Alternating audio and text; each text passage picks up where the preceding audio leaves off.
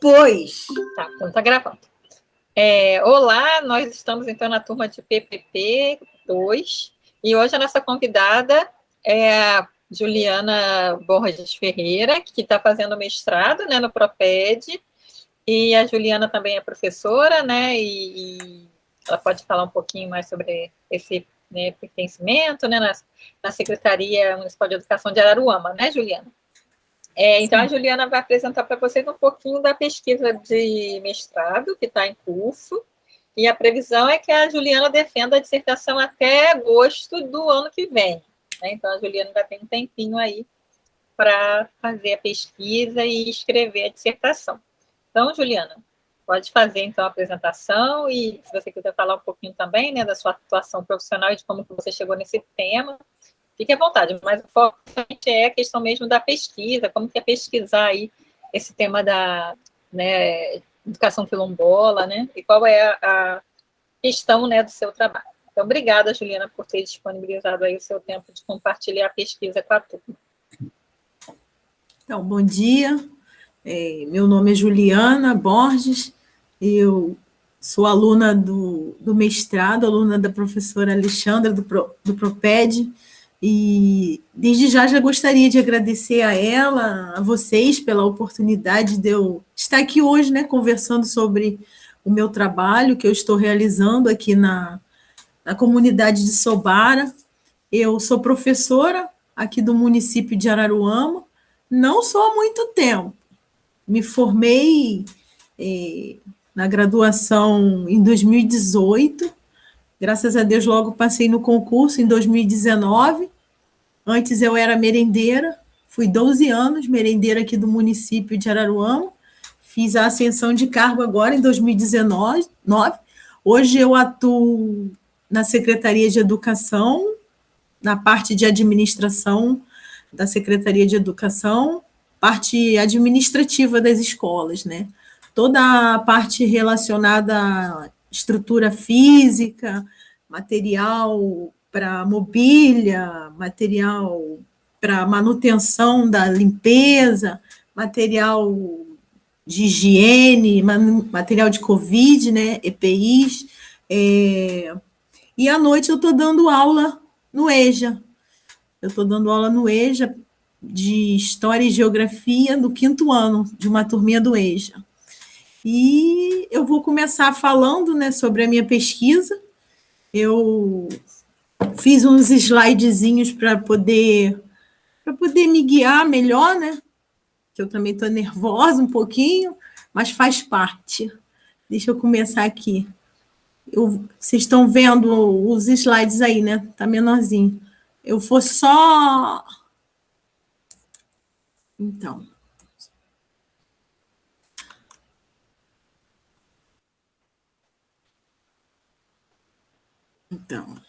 deixa eu botar aqui no princípio. O tema do trabalho vocês estão me vendo, então, né? Protagonismo comunitário e a educação quilombola na escola de Sobara, Araruama, Rio de Janeiro. Então, Araruama é um município aqui da cidade do estado do Rio de Janeiro. Ele fica na região dos Lagos, mais ou menos a 110 quilômetros da capital. Atualmente, ele pode ser considerado turístico, porque fica bem próximo de Cabo Frio, Saquarema, Búzios, que são muito famosos aí com turismo. E atualmente Araruama tem mais ou menos 132 mil habitantes, segundo o último censo. Então a gente vai começar a falar, a primeira questão que eu venho abordar, né? Por que estudar escolas e comunidades quilombolas, né? Qual é a importância? E aí eu venho respondendo essa pergunta, né? Retirar do apagamento histórias e memórias educacionais do povo negro, ex-escravizados e de seus descendentes. Conforme a Alexandra, né, ela vem sempre falando nos artigos que ela publica, né, em várias publicações dela, e eu venho citando esse pedacinho, né, de um artigo dela de 2018. contribuir para a produção de conhecimento a partir das pessoas negras, abordagem decolonial, que são as pesquisas, as produções acadêmicas, né, feitas a partir de olhar de grupos e de pessoas que sempre foram subalternizadas, né, pela historiografia oficial, né, conforme Oliveira e Kandal cito aqui, decolonialidade é visibilizar as lutas contra a colonialidade a partir das pessoas, das suas práticas sociais, epistêmicas e políticas. Um outro ponto, analisar o distanciamento entre a legislação educacional quilombola e as relações concretamente existentes entre comunidades e escolas localizadas em quilombo. A gente, nesse ponto aí, pode-se falar que a legislação educacional ela teve uma ligação, né, praticamente histórica com a Lei 10.639, de 2013, que ela vem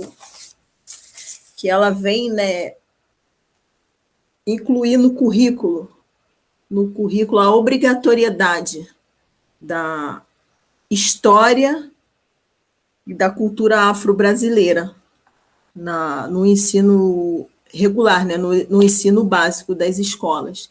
Ela vem com essa obrigação, né, obrigando o currículo a ter história e cultura afro-brasileira. Uma referência, né, essa é Beatriz Nascimento, ela é uma referência importante na minha pesquisa. Eu não conhecia Beatriz Nascimento, vim conhecer agora, né, quando comecei o mestrado, eu pesquisando. Ela defendeu, na virada dos anos de 1970, 80, um olhar sobre a história que priorizava a visão do povo negro, ou seja, uma história contada a partir do lugar social, cultural e histórico, vivenciado, né, pelas pessoas negras. A esta forma foi diferenciada de produzir conhecimento, ela chamou de epistemologia negra, né? Foi muito bacana para mim conhecer um pouco, né, uma parte da história dela. Lógico que eu não conheço tudo, estou pesquisando aos poucos. Ela contribui muito para a construção de uma nova visão, né, uma nova visão sobre o negro.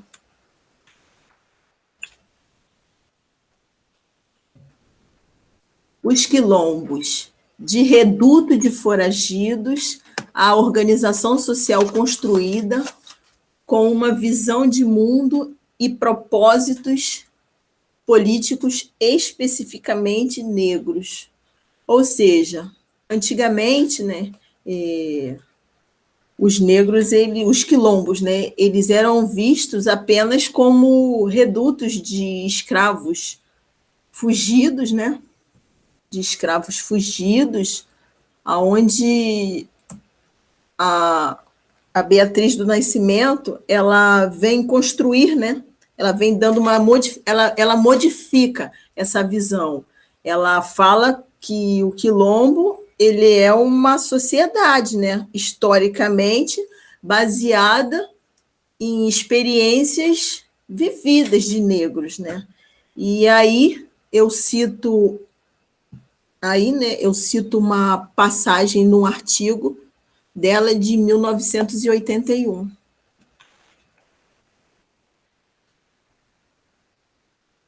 Essa foto foi a minha primeira ida à comunidade de Sobara. Eu cheguei à comunidade de Sobara. Primeiro, deixa eu falar onde fica Sobara, para vocês se localizarem. Araruama, eu já falei, fica a 110 quilômetros, 108 quilômetros da capital. Chegando em Araruama, do centro de Araruama, da rodoviária até o quilombo, são 38 quilômetros.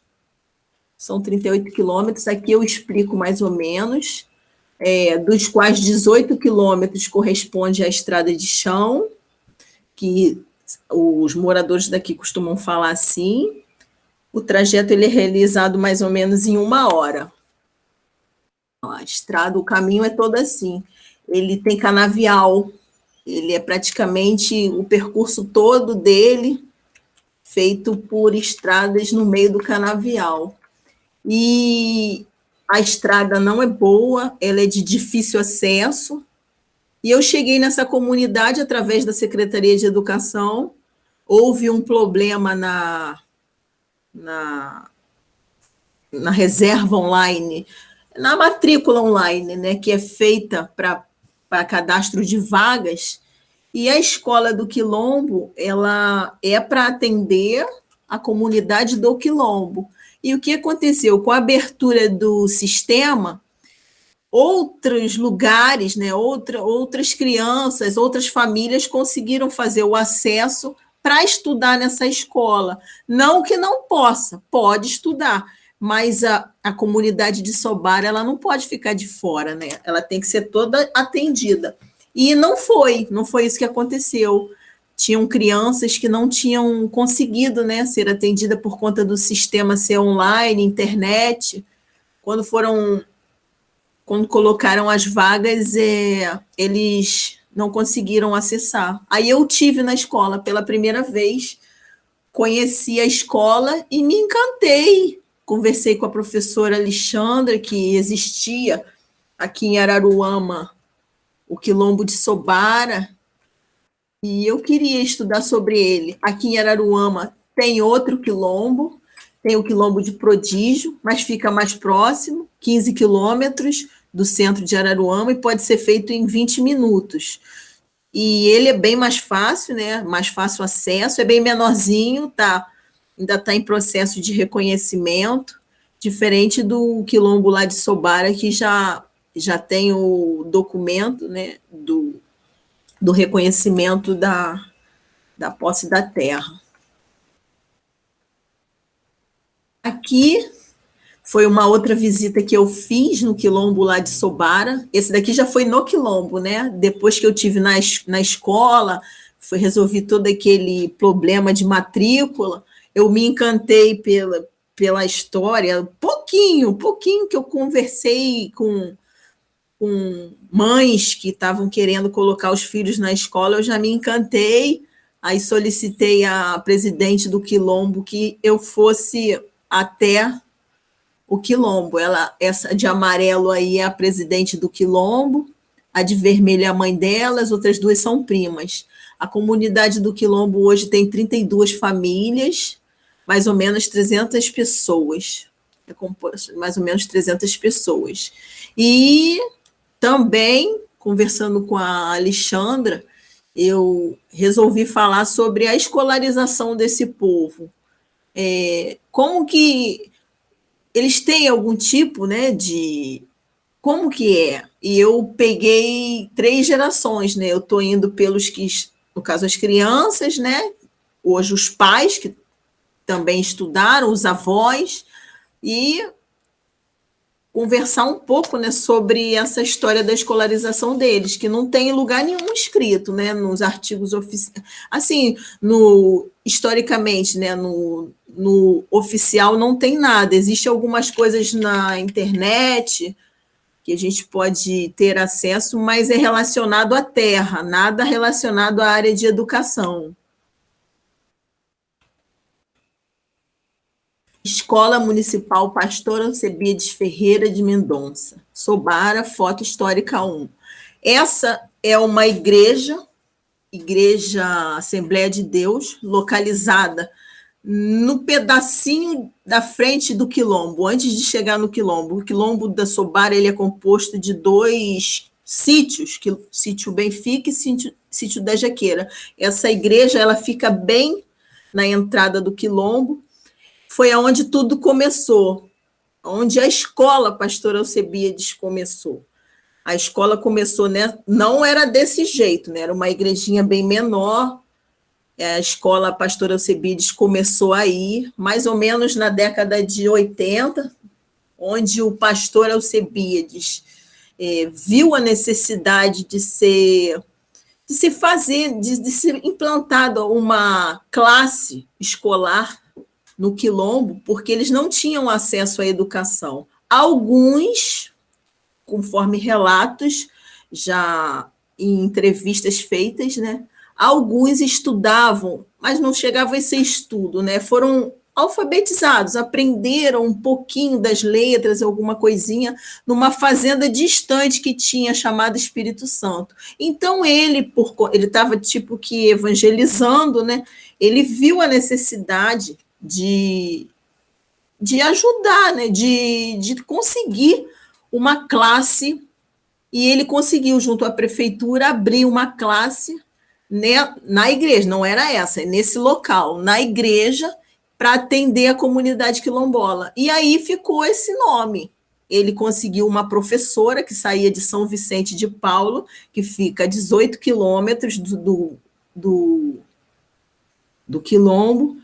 Eu entrevistei essa professora, hoje ela não faz mais parte do município, ela disse que era tudo muito precário, muito difícil, que ia de pau de arara, que às vezes quebrava, e era muito sacrificante, disse que a turma era multisseriada, que não tinha estrutura nenhuma, mas que tinha muita vontade as crianças de aprender. Passando, ó, essa é uma foto também. Essa foto eu consegui nos documentos da escola.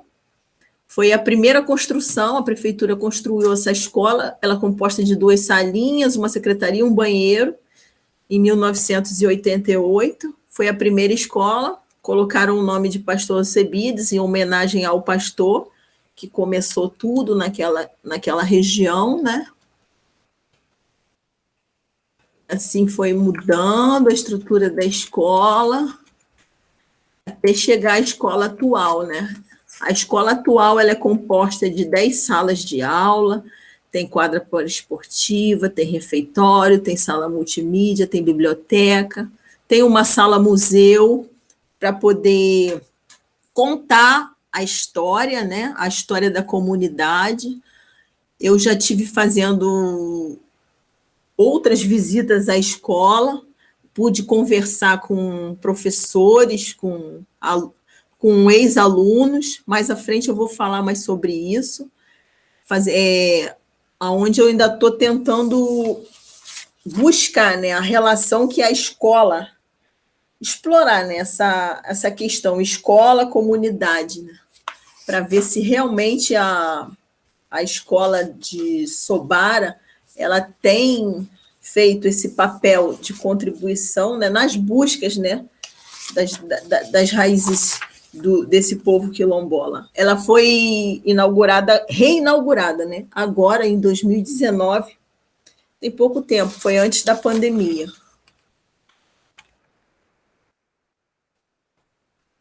O nome da escola e a questão religiosa em Sobara. A religiosidade evangélica, Assembleia de Deus, é muito forte em Sobara e tem criado, inclusive, grupos que se diferenciam dentro do próprio quilombo. Há aqueles que separam a questão religiosa da cultural, outros quais correspondem de usar instrumentos musicais de origens africanas e cantar som de ritmos herdados dos ancestrais. É uma importante questão a ser preservada de memória e cultura. Outros entendem que qualquer referência estética ou artística remete às práticas religiosas afro-brasileiras, tendo total resistência a essas referências. Essa questão tem implicações importantes para entendermos como se organiza a identidade quilombola dessa comunidade e os conflitos internos em torno disso. Eu tive conversando, né, no Quilombo, e atualmente todos os moradores são evangélicos, todos eles são evangélicos. A outra geração de pais, praticamente todos, até a terceira geração, os avós, todos são evangélicos. E essa questão, a presidente da Associação de Moradores, ela fala que ela encontra bastante resistência em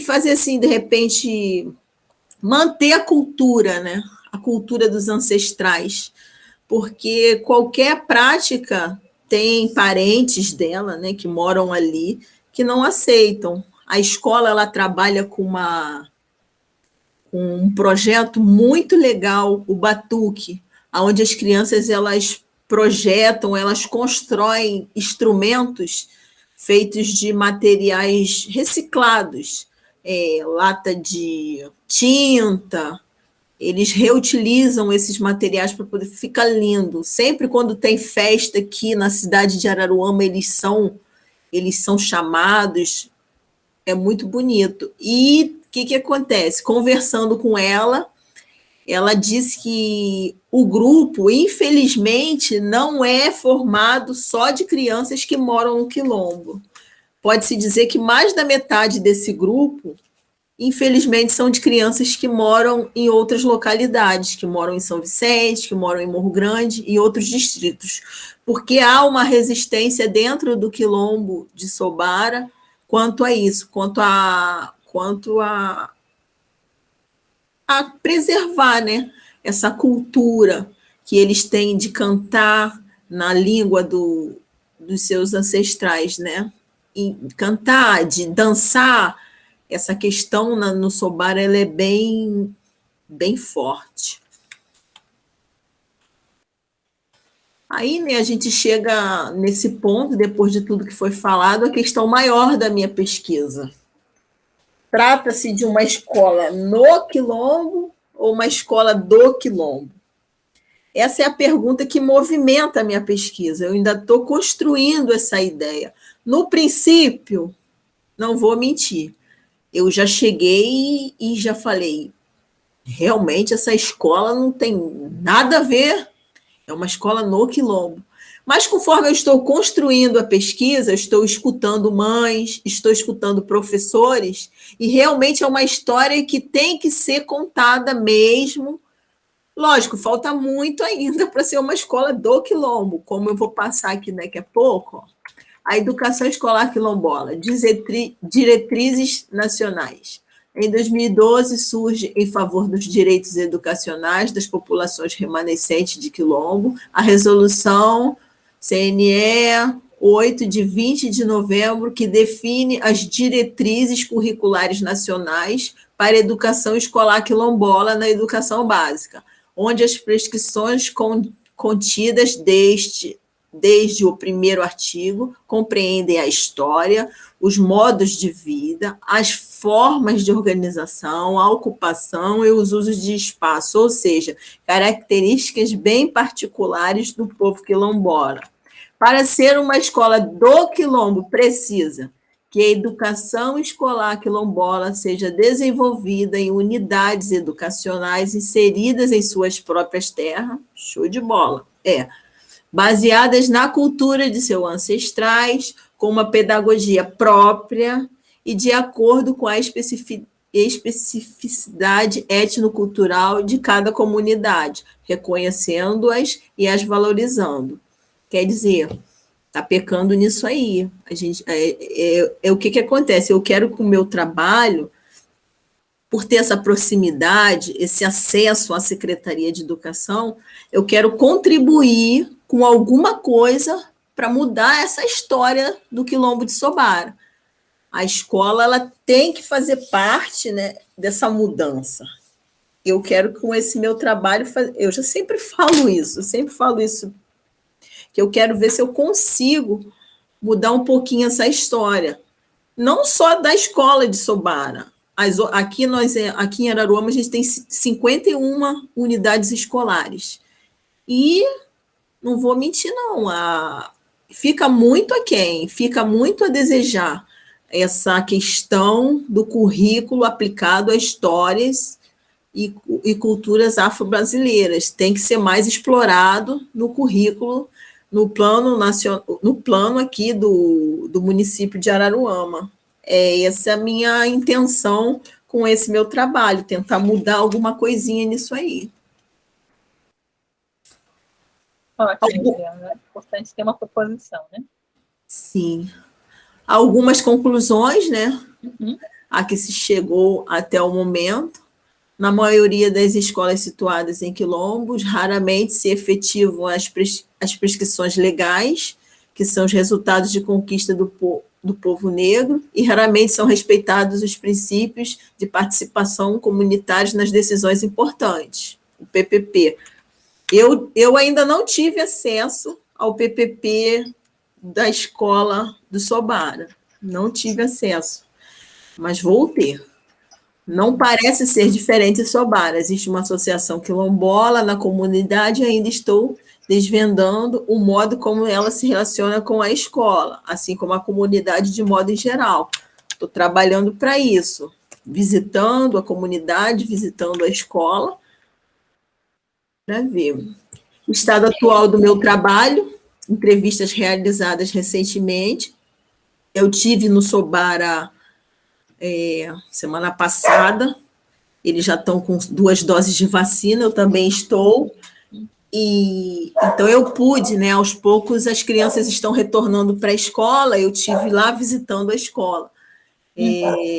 Eu conheci uma professora nascida no Quilombo, filha do Quilombo, e eu não tinha essa informação antes, mas o Quilombo de Sobara tem uma professora filha de lá, nascida lá, os pais de lá, os avós de lá, os bisavós. Quantos anos ela tem?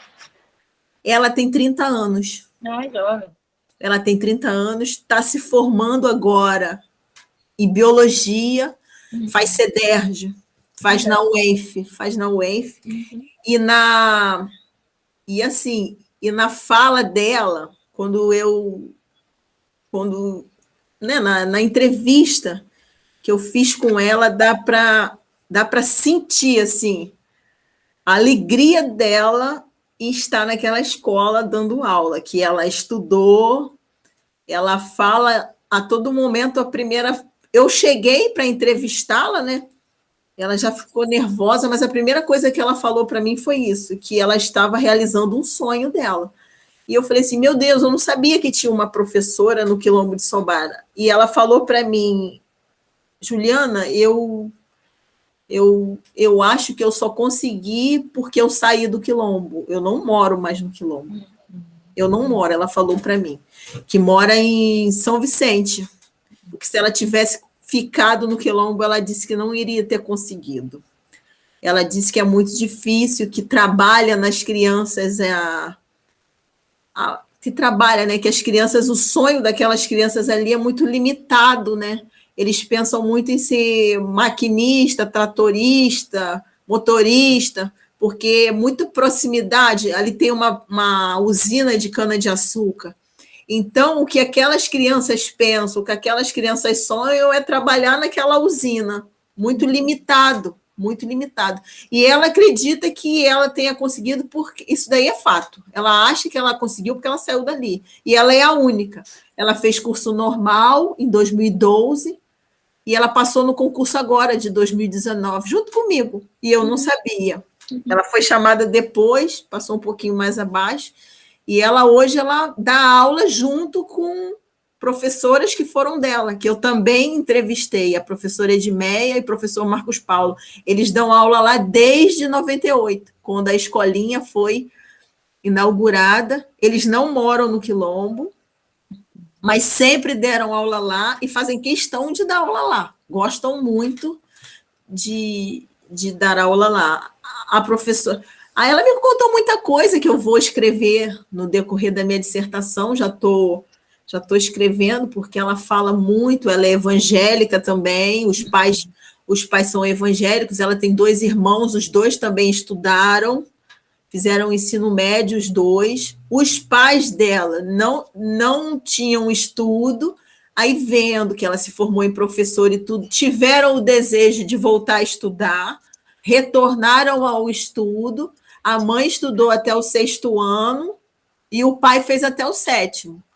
Então, houve esse avanço na família dela. Uma outra professora, a Edmeia, né, que foi a professora da Gilceia, né, ela disse que de aluna de destaque ela só se recorda de poucas, disse que lá as meninas abandonam cedo. O colégio de Sobara, vale ressaltar que é só até o 5º ano.